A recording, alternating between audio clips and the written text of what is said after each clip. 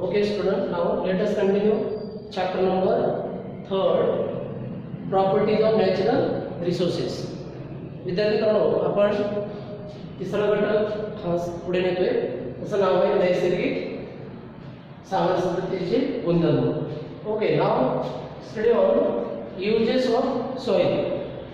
The next point is uses of soil in this topic. या धड्यातला पुढचा आपण मुद्दा घेतोय मातीचे उपयोग. Now soil is very useful for all organisms. सर्व सजीवांना माती ही अतिशय उपयोगी आहे. Okay, now first use is plant conservation. means वृक्ष संवर्धन. म्हणजेच कोणतीही वनस्पती ही मातीशिवाय त्या पृथ्वीतलावर तर जगू शकत नाही. आज माती बहुसंख्य या ठिकाणी वनस्पती आपण पाहतोय की मातीवरच जातात, कारण मातीमध्येच त्यांना आवश्यक पौष्टिक घटक असतात. पोषक घटक ते मातीतून मिळतात. That is the first use of soil is plant conservation. The second use is water conservation. पाणी संवर्धन म्हणजे काय, तर वनस्पती काय करतात, मातीला धरून ठेवतात. वनस्पती मुळा जे असतात त्या मातीला घट्ट धरून ठेवतात. त्यामुळे काय होतं, या ठिकाणी माती धूप होत नाही. स्टॉप द सॉइल करोजन म्हणजे मातीची धूप थांबवली जाते. त्यामुळं वाहतं पाणी काय होतं मुरायला या ठिकाणी या वनस्पती या मातीमुळे काय होतं, मदत होते. म्हणजे पाणी जमिनीत मुरणे किंवा ते साठवण्याचं काम या ठिकाणी माती करत असते. That is the second use of the soil is water conservation. The third is plasticity. Plasticity means आकारिता. आकारिता म्हणजे मातीला आपण या ठिकाणी आपल्याला जशी वस्तू पाहिजे त्याप्रमाणे आपण त्या वस्तूला आपण आकार देऊ शकतो. That is the concept of plasticity. Okay, now that is the first point of the uses of soil. तर मातीचे तुम्हाला मुख्य या ठिकाणी 3 उपयोग समजले असतील. त्यानंतर घेऊया आपण next point is types of soil on uses. मग आपण आता मातीचे अनेक प्रकार पडतात, त्यामध्ये आपण पहिला घेतोय उपयोगावरून मातीचे प्रकार. The first is types of soil on uses. First is China clay means चीनी माती. Second is terracotta soil, terracotta माती. थर्ड इज शाडू सॉइल, शाडू माती. फोर्थ इज मुलतानी सॉइल, मुलतानी माती. म्हणजे मातीचे आपण उपयोगावरून मुख्य 4 प्रकार पाडतो. त्यामध्ये चीनी माती असेल, टेराकोटा माती असेल, शाडू माती असेल किंवा मुलतानी माती असेल. या वेगवेगळ्या प्रकारच्या माती आपण दररोजच्या जीवनामध्ये आपल्या दररोजच्या जीवनात त्याचा आपण उपयोग करत असतो. बहुसंख्य आपण पाहतोय चीनी मातीचा उपयोग हा आपल्याला वेगवेगळ्या क्रॉकरी वस्तू बनवण्यासाठी असेल, कप बशी असतील या बनवण्यासाठी त्याचा उपयोग होतो. त्यानंतर टेराकोटा सॉइल आपल्याला वेगवेगळ्या प्रकारच्या ठिकाणी स्टॅच्यू म्हणजे मूर्त्या बनवायच्या असतील किंवा क्रॉकरी बनवायची त्यामध्ये उपयोग होतो. शॅडो सॉइल वेगवेगळ्या मूर्त्या बनवायच्या असतील किंवा आपल्याला स्टॅच्यू बनवायचे असतील त्यामध्ये उपयोग होतो. Next is Multani soil. Multani मातीचा उपयोग आपण पाहतो की सौंदर्य प्रसारणामध्ये म्हणजे मेकअपसाठी आपण म्हणतो सौंदर्य प्रसारणामध्ये मुलतानी मातीचा वापर केला जातो. That is the concept of types of soil on the uses. हे तुम्ही पाहिला मातीचे प्रकार मात्र उपयोगावर. Okay, now the next point is soil structure means मातीचा पोत किंवा मृदेचा पोत. Now what is by soil structure? The proportion of particles of the various sizes in the soil. The proportion of particles of the various sizes in the soil म्हणजे मातीमध्ये जे सूक्ष्म कण असतात त्या कणांच्या आकार वेगवेगळ्या कणांचे वेगळ्या आकाराचे कण असतात त्यांच्या मातीमध्ये असलेल्या प्रमाणावरून या ठिकाणी मातीचा पोत ही संकल्पना क्लिअर केली जाते. मातीचा पोत तुम्हाला समजला की मातीमध्ये जे कण आहेत ते वेगवेगळ्या प्रकारचे असतात, त्या कणांच्या प्रमाणावरून मातीचा पोत ठरवतात. That is the concept of soil structure. The next is types of soil on the structure. आता आपण मातीच्या पोतावरून त्याचे प्रकार पाडणार आहोत. The first is sandy soil, रेताळ माती. सेकंड इज सीड सॉइल, गाळाची माती. Third is clay soil, chicken माती. म्हणजे मातीचे पोत आपण त्याच्या पोतावरून 3 प्रकार पाडतोय. रेताळ मातीमध्ये वाळूच्या स्वरूपातली सूक्ष्म, उदाहरणार्थ राजस्थानमध्ये असेल, राजस्थान राज्यामध्ये या प्रकारची माती आढळते गोष्टी. त्यानंतर सीड सॉइल गाळाची, उत्तर प्रदेश वगैरे गंगा नदीमुळे गाळाची माती बनलेली आहे. क्ले सॉइल चिकन माती काळ्या रंगाची आपण महाराष्ट्रामध्ये काळ्या रंगाची माती. तर हे मुख्यतः 3 मातीचे प्रकार आपण त्या सॉइल स्ट्रक्चर म्हणजे मातीच्या पोतावरून हे 3 प्रकार पडतात. That is the concept of types of soil on the structure. Okay, do you understand? Okay, next point is importances of the soil structure. मग मातीच्या पोताचे आपल्याला त्याचं काय उपयोग आहे, त्याचं महत्त्व कशासाठी? मातीचा पोत हा अतिशय महत्त्वाचा धरला जातो मातीच्या दृष्टीनं. त्याचे काय फायदे होतात आपण पाहूया. तर first is the fertility of the soil. त्यामध्ये पहिला आपण घेतोय the fertility of the soil म्हणजे मातीची सुपीकता ही मातीच्या पोतावर जाते. म्हणजे आपण पाहतोय सर्व मातीचे विविध प्रकार आहेत, रंगावरून आपण किंवा त्याच्या रचनेवर आपण प्रकार पाडतो. त्याशिवाय पोत म्हणजे त्या मातीमध्ये प्रत्येक मातीमध्ये जे कण असतात ते वेगळे असतात, त्याच्यामध्ये असणारी सुपीकता ही वेगळी असते. आपण उदाहरण पाहतो लाल माती आणि काळी मातीची तुलना करूया. काळी माती ही जास्त सुपीक असते कारण त्यामध्ये जे कण असतात ते फर्टिलिटी युक्त कण असतात. Now the second importance is roots get a sufficient oxygen. Means बघा या ठिकाणी आपण पाहतोय मातीच्या पोतचा दुसरा एक काय फायदा होतो की वनस्पतीचे मुळं असतात त्यांना ऑक्सिजनची गरज असते आणि तो मातीच्या पोतावरून आपण तो ठरत असतो. म्हणजे मातीला जर या ठिकाणी योग्य प्रकारे पोत असेल तर त्या वनस्पतीच्या मुळांना हे व्यवस्थित प्रमाणामध्ये त्यांना मुळांना ऑक्सिजन मिळत असतं. Third importance of the structure is water drainage is good. That is the importance of the soil texture. मातीच्या पोताचा तिसरा महत्त्वाचा भाग आहे की पाण्याचा निचरा झाला पाहिजे आणि मातीच्या पोतावरूनच तो निचरा ठरवला जातो. म्हणजे एखाद्या माती व्यवस्थित पाण्याचा निचरा होतो. पाणी आपण पाहतोय चिकन माती असेल तर पाणी स्टोर होतो आणि इतर मातीमध्ये पाणी निचरा होतं. म्हणजे मातीच्या पोतावरून तिचा पाण्याचा निचरा होण्याची या संकल्पना आपण निश्चित करत असतो. Okay, now that is the point of the importance of the soil structure. तुम्हाला हा मुद्दा समजला असेल की मातीचा पोत हा मातीच्या दृष्टीने अतिशय महत्त्वाचा भाग आहे. Okay, now so next point is soil testing means माती परीक्षण. What is mean by soil testing? To detect the proportions of the various ingredients in the soil. म्हणजे मातीचं परीक्षण म्हणजे काय? आपण पाहतोय शेतकरी आपण पाहतो की सर्व शेतकऱ्यांची माती ही सारखी नसते. पण शेतकरी काय करतात, सारखंच पीक घेतात.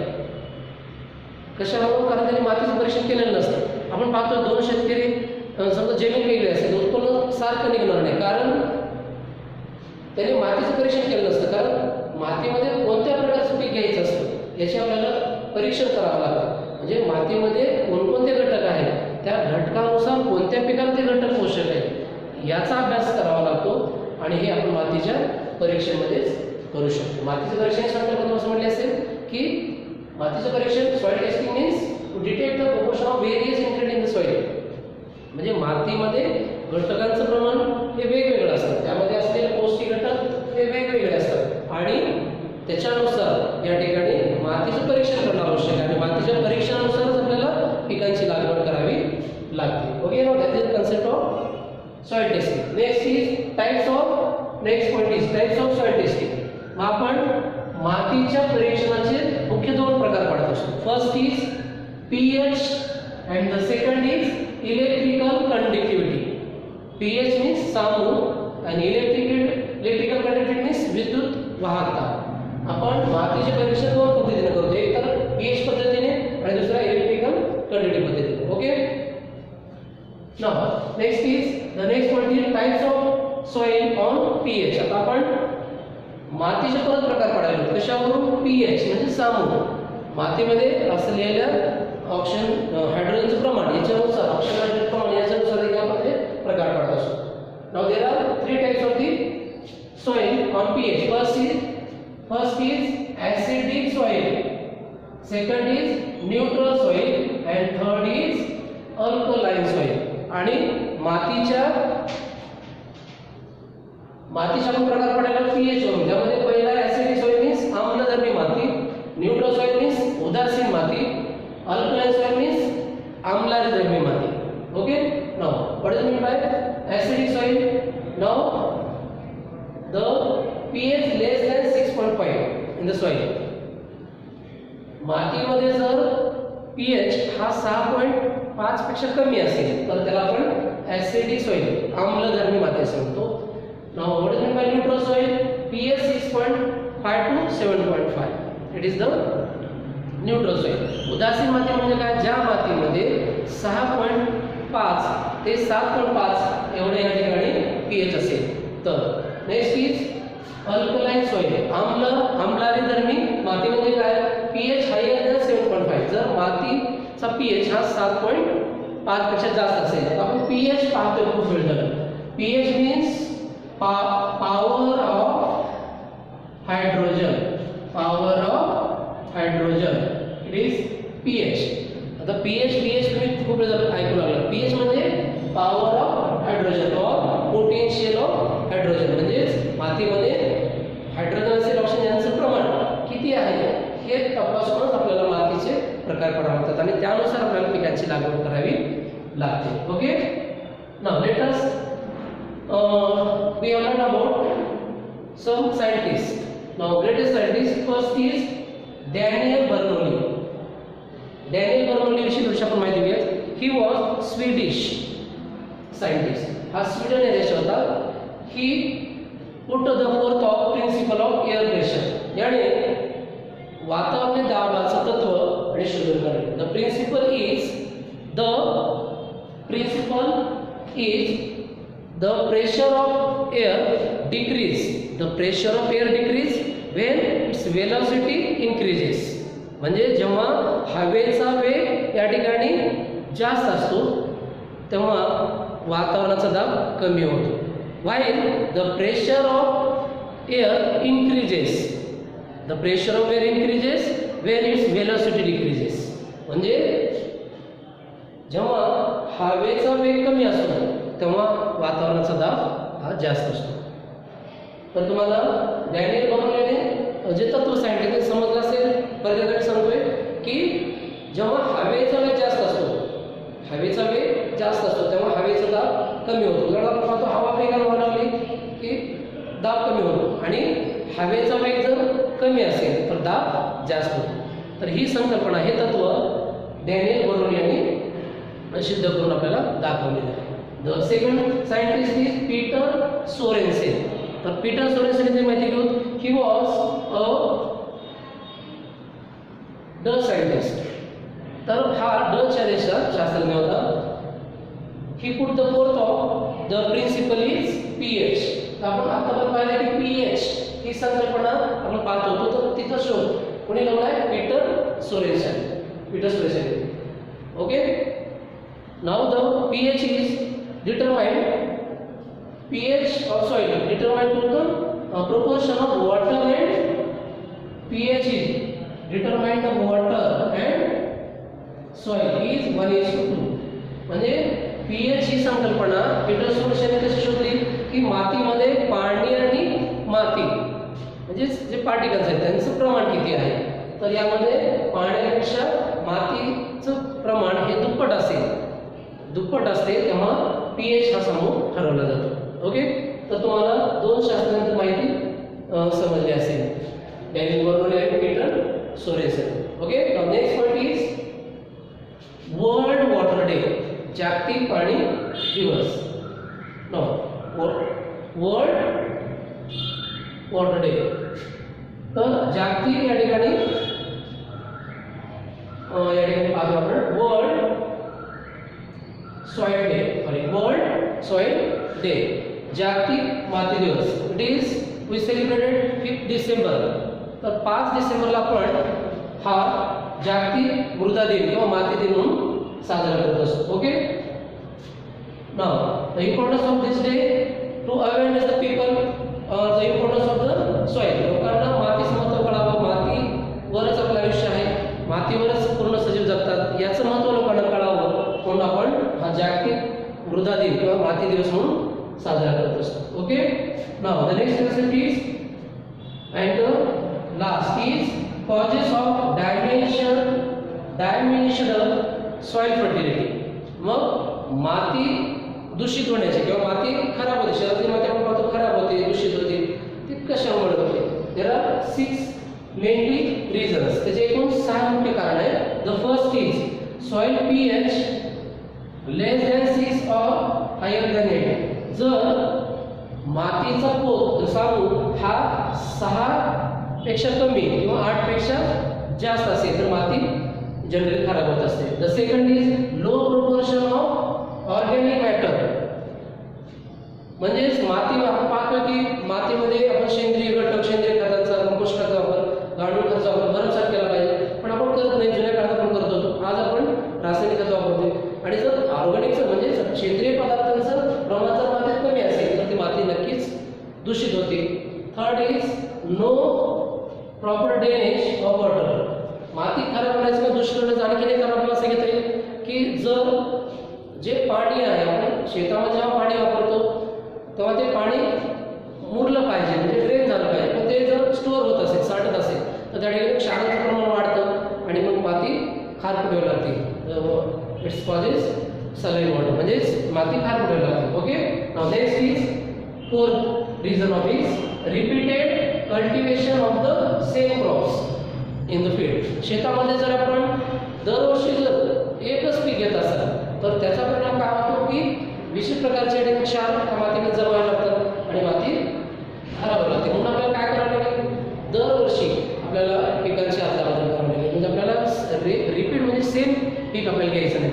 आपण यावर सोयाबीन घेतलं तर आपल्या पुढच्या वर्षी त्या ठिकाणी त्या भागामध्ये आपल्याला मूग असेल किंवा उडीद असेल असं पीक आपण बदललं पाहिजे. The next is continuous use of saline water.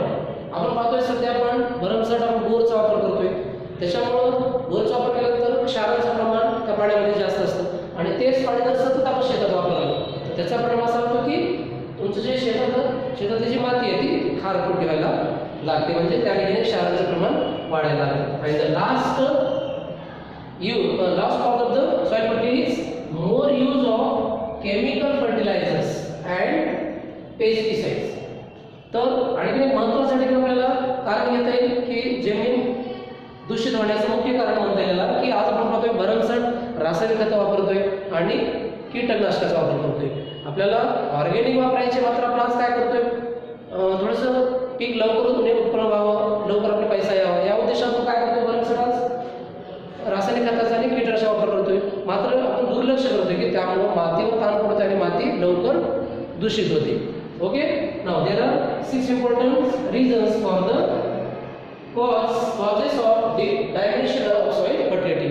माती दूषित होण्याचे मुख्य 6 कारण आहेत. Okay. Now do you understand student?